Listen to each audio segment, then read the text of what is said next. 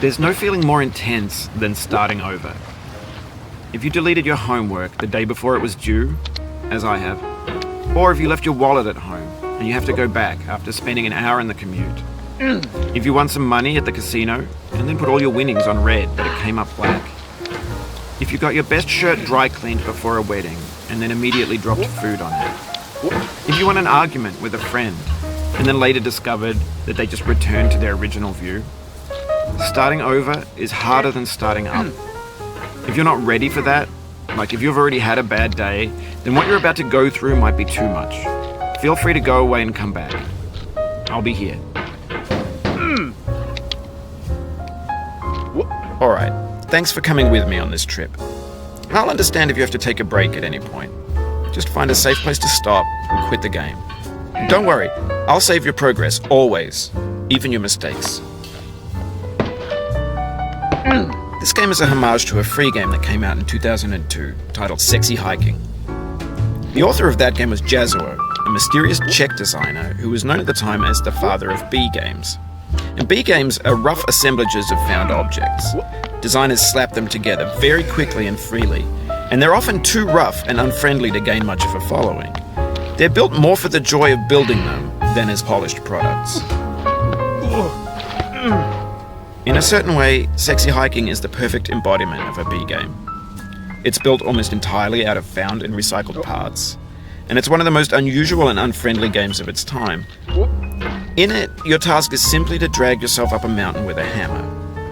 And that act of climbing, in the digital world or in real life, has certain essential properties that give the game its flavor. No amount of forward progress is guaranteed. Some cliffs are too sheer or too slippery.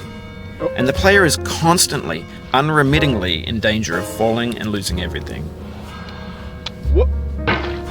Anyway, when you start Sexy Hiking, you're standing next to this dead tree that blocks the way to the entire rest of the game. It might take you an hour to get over that tree, and a lot of people never got past it. You prod and you poke at it, exploring the limits of your reach and your strength, trying to find a way up and over. And there's a sense of truth in that lack of compromise.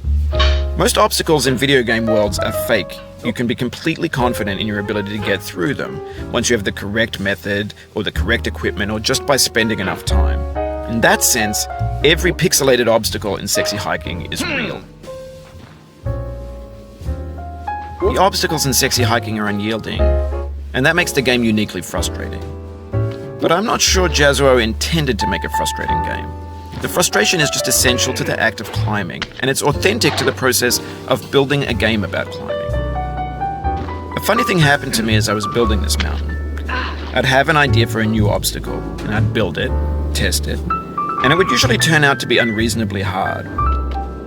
But I couldn't bring myself to make it easier.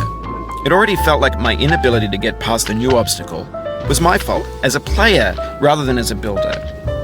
Imaginary mountains build themselves from our efforts to climb them, and it's our repeated attempts to reach the summit that turns those mountains into something real.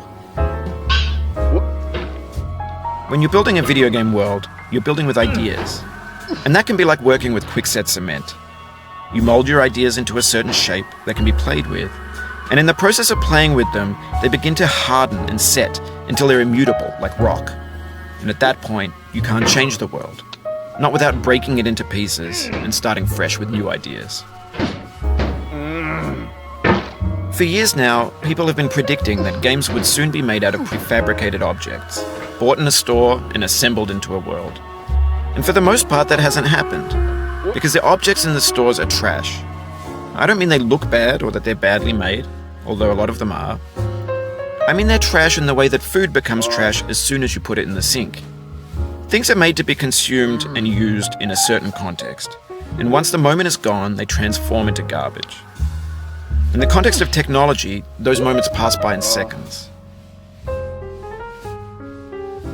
Over time, we've poured more and more refuse into this vast digital landfill that we call the internet.